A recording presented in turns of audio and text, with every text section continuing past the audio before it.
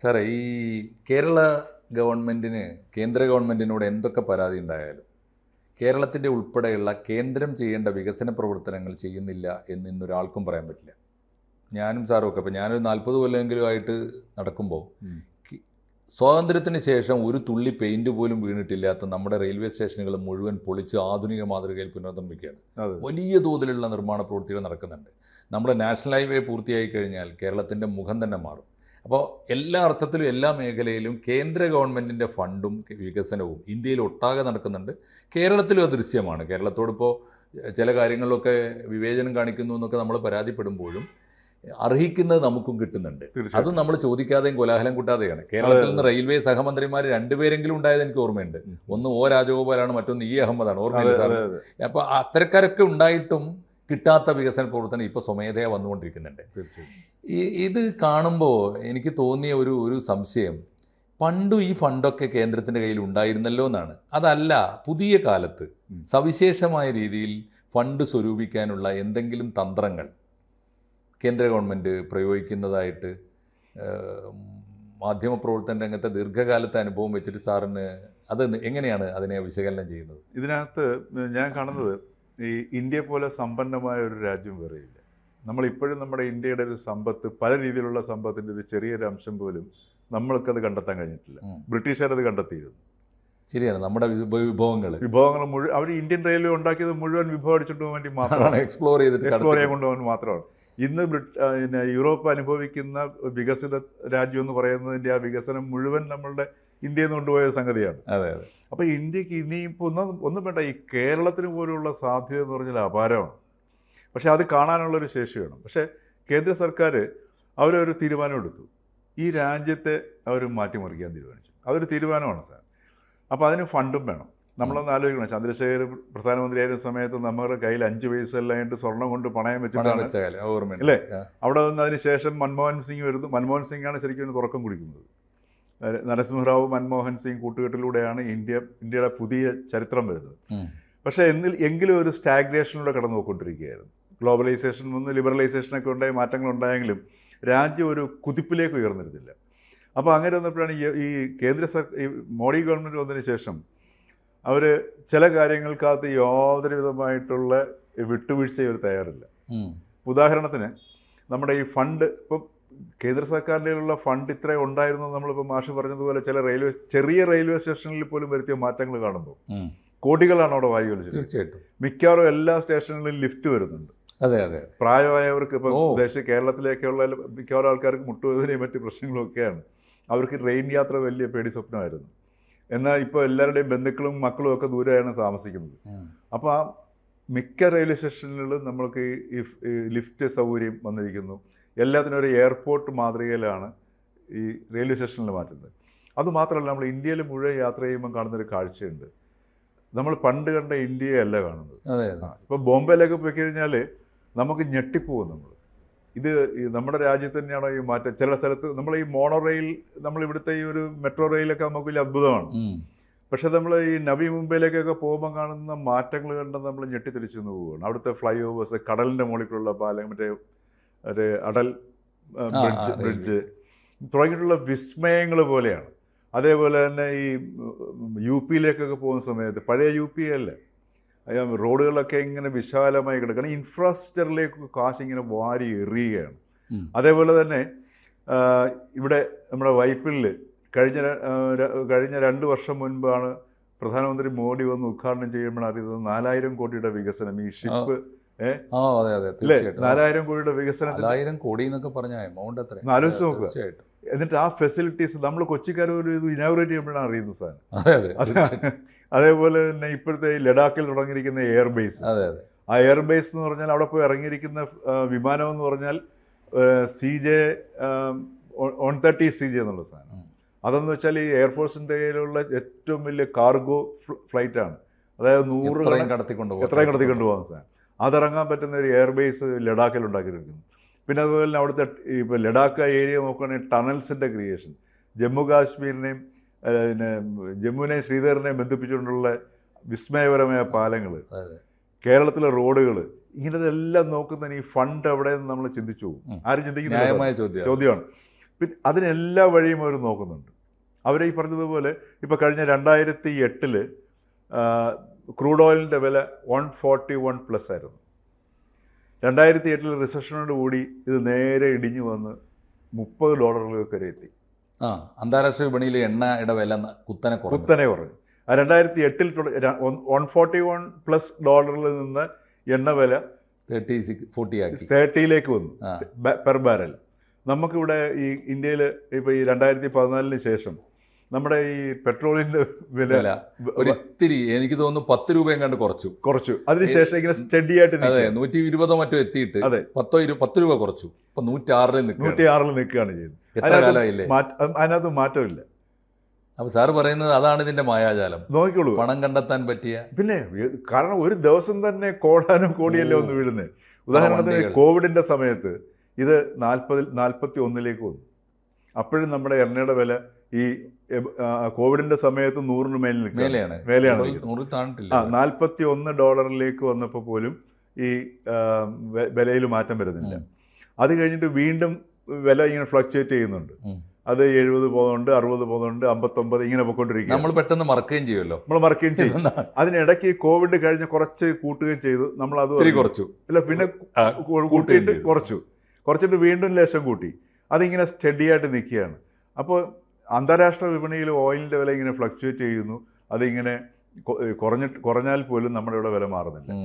ഈ ഫണ്ട് ലക്ഷക്കണക്കിന് കോടി റുപ്യയാണ് ഈ ഓയിലിലൂടെ തന്നെ ദിവസേന ഈ കേന്ദ്ര സർക്കാർ സമാഹരിച്ചത്. അന്ന് മോഡി പറയുകയുണ്ടായി, ഇത് നിങ്ങളുടെ ഈ ക്യാഷ് എടുത്തുകൊണ്ട് നമ്മൾ UP-ലുള്ളവർക്ക്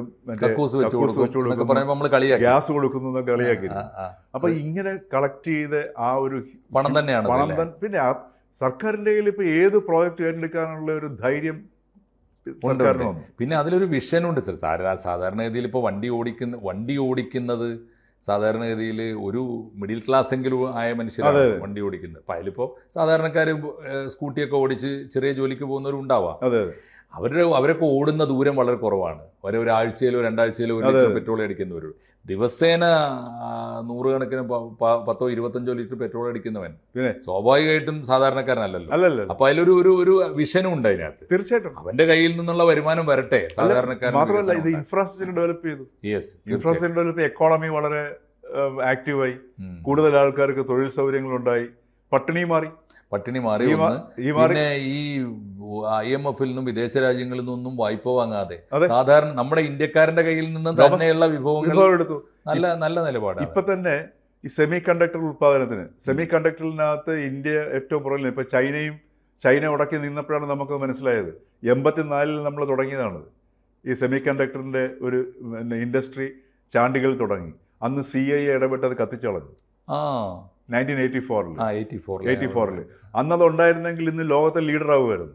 ഇന്ന് സെമി കണ്ടക്ടർ ഇല്ലെങ്കിൽ നമുക്ക് ഒരടി മുമ്പോട്ട് നീങ്ങാൻ പറ്റത്തില്ല. ഒരു ഫോൺ ഉണ്ടാക്കാൻ പറ്റത്തില്ല, ഇലക്ട്രിക് വെഹിക്കിൾ ഉണ്ടാക്കാൻ പറ്റത്തില്ല, ഒരു ഇലക്ട്രിക് എക്യുപ്മെൻറ്റ്സ് ഒന്നും തന്നെ ഉണ്ടാക്കാൻ പറ്റത്തില്ല. ഇത് അതേസമയത്ത് ഭയങ്കര കോസ്റ്റ്ലിയാണ്. അപ്പോൾ അതുകൊണ്ടാണ് ഇപ്പോൾ കേന്ദ്ര സർക്കാർ 1 ലക്ഷം കോടി രൂപ സ്വകാര്യ മേഖലയ്ക്ക് കൊടുക്കാൻ തീരുമാനിച്ചു. അതായത് 50 ലക്ഷം രൂപ ഒരു സ്വകാര്യ സംരംഭകന് ഇടുകയാണെന്നുണ്ടെങ്കിൽ 50 ലക്ഷം രൂപ സർക്കാരിടും. അത് എത്ര 50 വർഷത്തേക്കുള്ള ഇൻട്രസ്റ്റ് ഫ്രീ ലോണാണ്. ഒന്ന് ആലോചിച്ച് നോക്കുക. അപ്പോൾ ഇതൊക്കെ ധൈര്യപൂർവ്വം കൊടുക്കുകയാണ് ചെയ്യുന്നത്. അപ്പോൾ അവിടെ ആ ഭാഗത്ത് സെമി കണ്ടക്ടർ ഇതിലേക്കും പിന്നെ ഉൽപ്പാദനത്തിലേക്കും നമ്മുടെ രാജ്യം പോകുന്നു. അപ്പോൾ ഇങ്ങനെ പല മേഖലകളിലും ഈ ഹ്യൂജ് ഇൻവെസ്റ്റ്മെന്റ് നടത്തിക്കൊണ്ടിരിക്കുകയാണ്. അതുകൊണ്ടാണ് എക്കോണമി വളരുകയും ഇന്ത്യയുടെ സ്ഥാനം ഈ ഡെവലപ്പ് വലിയ തോതിൽ 3-4 എത്തിക്കുന്നതിൻ്റെ കാരണം അതാണ്. അപ്പോൾ ഇതാണ് ഇതിനകത്ത് ഉദാഹരണത്തിന് ഉക്രൈൻ വാർ ഉണ്ടായതിൽ ഏറ്റവും കൂടുതൽ ലാഭം കൊയ്തത് ഇന്ത്യയാണ്. കാരണം എന്ന് വെച്ച് കഴിഞ്ഞാൽ റഷ്യക്ക് മേൽ സാങ്ഷൻസ് വന്നു. റഷ്യക്ക് മേൽ സാങ്ഷൻ വന്നപ്പോഴത്തേക്ക് ഉക്രൈനിൽ നിന്നുള്ള ഓയിൽ മുഴുവൻ ഇന്ത്യ വാങ്ങിയിട്ട് ഇവിടെ ശുദ്ധീകരിച്ചിട്ട് അത് നല്ല വിലയ്ക്ക് യൂറോപ്പിനും അമേരിക്കയ്ക്കും വരെ വിറ്റുകൊടുത്തു. കച്ചവടം പഠിച്ചു. അതിന് യുക്രൈൻ വാറിൽ നിന്ന് തന്നെ അതിഭീമമായ ഒരു തുക ഇന്ത്യ സർക്കാർ നേടി എന്നുള്ളതാണ്. അപ്പോൾ ഈ അതുപോലെ തന്നെ ഏതെല്ലാം രാജ്യങ്ങളിൽ നിന്ന് കുറഞ്ഞ വിലയ്ക്ക് എണ്ണ ലഭിക്കാമോ ആ രാജ്യങ്ങളുമായിട്ടെല്ലാം കോൺട്രാക്ട് ഉണ്ടാക്കിയിട്ടുണ്ട്. അപ്പോൾ നമ്മൾ വിചാരിക്കാത്ത ചില ചെറിയ രാജ്യങ്ങളിലൊക്കെ മോദി വിസിറ്റ് നടത്തുന്ന കാണാറുണ്ട്. അപ്പോൾ അവിടെയൊക്കെ ഇപ്പം ഈ പറഞ്ഞതുപോലെ ഇങ്ങനെയുള്ള രാജ്യങ്ങളിലേക്കൊക്കെ അദ്ദേഹം വിസിറ്റ് നടത്തുന്ന സംഗതി. ആ, ആ. ഇതെല്ലാം ഈ പറഞ്ഞ പോലെ നമ്മുടെ ബിസിനസ് ഒരു കോൺട്രാക്ട് അജണ്ടയുണ്ട്. അജണ്ടയാണ്. അപ്പൊ തീർച്ചയായിട്ടും അത് രാജ്യത്തിന്റെ നന്മക്കാണെന്നേ ഉള്ളൂ. തീർച്ചയായിട്ടും അത് പോസിറ്റീവായ കാര്യമാണല്ലോ. തീർച്ചയായിട്ടും അത് നല്ല കാര്യം തന്നെയാണ്. ലോകം മുഴുവൻ നടന്നിട്ട് അവനവന്റെ മക്കൾക്ക് പണം ഉണ്ടാക്കുന്നതിനേക്കാൾ എത്രയോ. പിന്നെ അതുപോലെ തന്നെ ഇപ്പോഴത്തെ നമ്മുടെ ഈ കോൺട്രവേഴ്സ്യൽ ആയിട്ടിരിക്കുന്ന PM ശ്രീ, അതിനൊക്കെ ഭയങ്കര സാമ്പത്തിക ഇൻവെസ്റ്റ്മെന്റ് വേണ്ട സാധനമാണ്. അത് ഈ കേരളത്തിൽ ഈ പറഞ്ഞതുപോലെ നമ്മുടെ ഇവിടുത്തെ ഈ CPI-ക്കാർ ശരിക്കും പറഞ്ഞു കഴിഞ്ഞാൽ അവർക്കൊരു കാര്യങ്ങൾ അറിയാത്തതിന്റെ പ്രശ്നം കൊണ്ടാണ്. അറിയാഞ്ഞിട്ടല്ല സാർ, അവർക്ക് വേറെ ഒരു അജണ്ടയില്ല. അവർക്ക് എപ്പോഴെങ്കിലും CPM-നോട് ഒന്ന് ചൊറിഞ്ഞാൽ മാത്രമേ മാധ്യമങ്ങളിൽ അവരുള്ളൂ. അത്രേ ഉള്ളൂ. അത് അവരുടെ നിലനിൽപ്പ് അങ്ങനെയാണ്. അതിജീവനത്തിന്റെ കളിയാണ്. അല്ലെങ്കിൽ അണികൾ പോലും ഇല്ലല്ലോ. ആരുമില്ല. CPM-ന്റെ ഔദാര്യം കൊണ്ട് ജീവിച്ചു പോകുന്നത്. അത് മാത്രമേ ഉള്ളൂ. അപ്പൊ ഈ രീതിയിലുള്ള ഒരു വിഭവ സമാഹരണം ഒരു ഭാഗത്തുണ്ടാകുകയും ഇൻഫ്രാസ്ട്രക്ചർ ഡെവലപ്പ് ചെയ്ത് കഴിഞ്ഞാൽ എക്കോണമി വളരുകയും അതോടൊപ്പം തന്നെ ഇൻവെസ്റ്റ്മെന്റ് വേണ്ട മേഖലകളിൽ അതുകൊണ്ടുവരികയും ഇതിനേക്കാൾ ഉപരി പൊളിറ്റിക്കൽ സ്റ്റെബിലിറ്റി എസ്റ്റാബ്ലിഷ് ചെയ്തു. അതെ, ഫോറിൻ ഇൻവെസ്റ്റ്മെന്റ് വന്നു. അപ്പം ഇന്ത്യക്ക് ക്രെഡിബിലിറ്റി ഉണ്ട്. ഇന്നിപ്പോൾ ഇന്ത്യക്ക് ഇപ്പം ചൈനയുടെ ക്രെഡിബിലിറ്റി നഷ്ടപ്പെട്ടു, അമേരിക്കയുടെ ക്രെഡിബിലിറ്റി നഷ്ടപ്പെട്ടു. ഇന്ത്യക്ക് മാത്രമായി ചേർത്തിട്ട് ഇന്നിപ്പോൾ നമ്മൾ സംസാരിക്കുമ്പോൾ ബീഹാറിലും ഇനി അങ്ങോട്ടുള്ള ഇന്ത്യയിലെ തെരഞ്ഞെടുപ്പുകളിലും പ്രതിപക്ഷത്തിനുണ്ടാകുന്ന പരാജയം അവരുടെ വീഴ്ച മാത്രമല്ല, ഇന്ത്യയുടെ ഭരണകക്ഷിയുടെ പോസിറ്റീവായ വളർച്ച കൂടിയാണ്. തീർച്ചയായിട്ടും ഉണ്ട്. ഉദാഹരണത്തിന് ബീഹാർ തെരഞ്ഞെടുപ്പിനെ അവർ അപ്രോച്ച് ചെയ്ത് നോക്കുക, അതിസൂക്ഷ്മമായ രീതിയിൽ. ഇപ്പോൾ ശരിയാണ്, ബീഹാറിൽ ഈ പട്ടിണിക്കാരൻ്റെ കയ്യിലെ അവരുടെ വീട്ടിലെ അവരുടെ പിന്നെ സ്ത്രീകളുടെ അക്കൗണ്ടിലേക്ക് 10,000 രൂപ വരിക എന്ന് പറഞ്ഞു കഴിഞ്ഞാൽ അവർക്ക് നമുക്കൊക്കെ ഒരു കോടികൾ അടിച്ചാൽ പോലും ഈ ഒരു ലോട്ടറി അടിച്ചാൽ പോലും ഇത്ര സന്തോഷം ഉണ്ടാവണമെന്നില്ല. അതാണ് സത്യത്തിൽ സാറ് പറഞ്ഞ ഒരു പ്രശ്നമാണ്. അവിടെ പോയി ഭരണഘടന ആർക്ക് വേണം. അതേ സമയത്ത് അവർക്ക് 10,000 രൂപ അക്കൗണ്ടിലേക്ക് വരുന്നു എന്ന് പറഞ്ഞാൽ അവർക്ക് സ്വർഗം കിട്ടുന്ന പോലെയാണ്. തീർച്ചയായിട്ടും. അപ്പൊ അവരുടെ പൾസ് മനസ്സിലാക്കി. അതെ അതെ തീർച്ചയായും. ആ ദരിദ്രന്റെ മുഖം നോക്കിയിട്ട് അവന്റെ കണ്ണുകളിലെ ഭാഷ വായിക്കാൻ പറ്റിയില്ല. അതാണ് പ്രശ്നം. അപ്പൊ എന്ന് പറഞ്ഞതുപോലെ ഈ ഒരു സമീപനം ഈ സർക്കാരിനുണ്ട്. അത് നമ്മളൊക്കെ അതിനെ അംഗീകരിച്ചേ പറ്റത്തുള്ളൂ. ഇപ്പോൾ രാഷ്ട്രീയപരമായിട്ടോ അവരുടെ അജണ്ടകളോ അതൊക്കെ കൊണ്ട് മാറ്റിവെക്കുക. പക്ഷേ ഈ ഇന്ത്യയെ ഒരു ഡെവലപ്ഡ് കൺട്രി ആക്കുക എന്നുള്ളൊരു ഫോക്കസ് ഈ കേന്ദ്ര സർക്കാരിനുണ്ട്. അതെ, എനിക്ക് തോന്നി സാറ് പറഞ്ഞതിൽ ഒരു തീർച്ചയായിട്ടും ഒരു പോസിറ്റീവായ കാര്യം. നമ്മൾ പലപ്പോഴും ഈ സാമ്പ്രദായിക രീതിയിൽ കലഹിക്കുന്ന ഒരു കാര്യം, വില കുറക്കുന്നത് മാത്രമല്ല ജനോപകാരപ്രദമായ കാര്യം. പലപ്പോഴും സമർത്ഥമായി വില കൂട്ടിയിട്ട് രാജ്യത്തിന്റെ വികസന പ്രവർത്തനങ്ങൾ നടത്തുന്നതും തീർച്ചയായിട്ടും ഒരു വിഷനാണ്, ഒരു വികസനം. അതൊരു സേവിങ്സ് ആണ്. ഒരു വ്യക്തിയുടെ ജീവിതത്തിൽ എടുത്ത് നോക്കുക. ലോകത്തിലെ ഏതെങ്കിലും രാജ്യങ്ങൾ തമ്മിൽ യുദ്ധം ചെയ്താൽ അവരെന്തായാലും യുദ്ധം ചെയ്ത് ചാവേണ്ടവൻ ചാവും.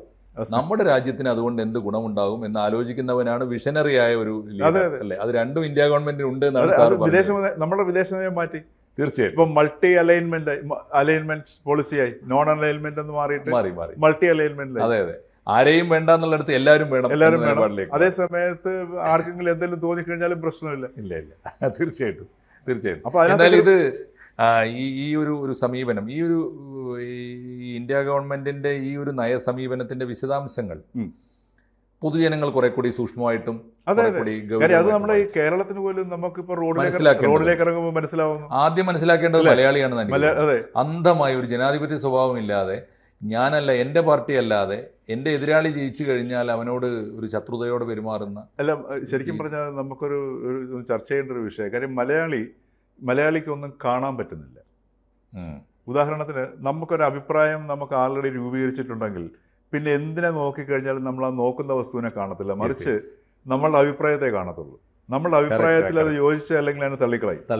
അത് ശരിയാണ്. മലയാളി സ്വത്വം നമുക്കൊന്ന് ചർച്ച ചെയ്യാം, സാറുമായിട്ട് ഒരു ദിവസം ഇരിക്കുകയും ചെയ്യാം. എന്തായാലും സന്തോഷം. ഇത് എങ്ങനെയാണ് ഈ വികസനത്തിൻ്റെ മായാജാലം മുഴുവനും കേന്ദ്ര ഗവൺമെൻറ് കാട്ടിക്കൂട്ടുന്നത് എന്ന ചോദ്യത്തിന് അതിൻ്റെ പിന്നിൽ കൃത്യമായ ആലോചനയും വിഷനും തീരുമാനവും നയവും പരിപാടിയും ഉണ്ട് എന്നാണ് സാർ പറയാൻ ശ്രമിച്ചത്. നമുക്ക് സമയക്കുറവുകൊണ്ടാണ് നമ്മൾ ഇത്തരം വിഷയങ്ങൾ ഇനിയും പറഞ്ഞുകൊണ്ടേയിരിക്കും. തീർച്ചയായിട്ടും. Okay sir. കൂടുതൽ വാർത്തകളും വിശേഷങ്ങളും നിങ്ങളിലേക്ക് എത്താൻ ABC മലയാളം സബ്സ്ക്രൈബ് ചെയ്യുക, ബെൽ ബട്ടണും അമർത്തുക.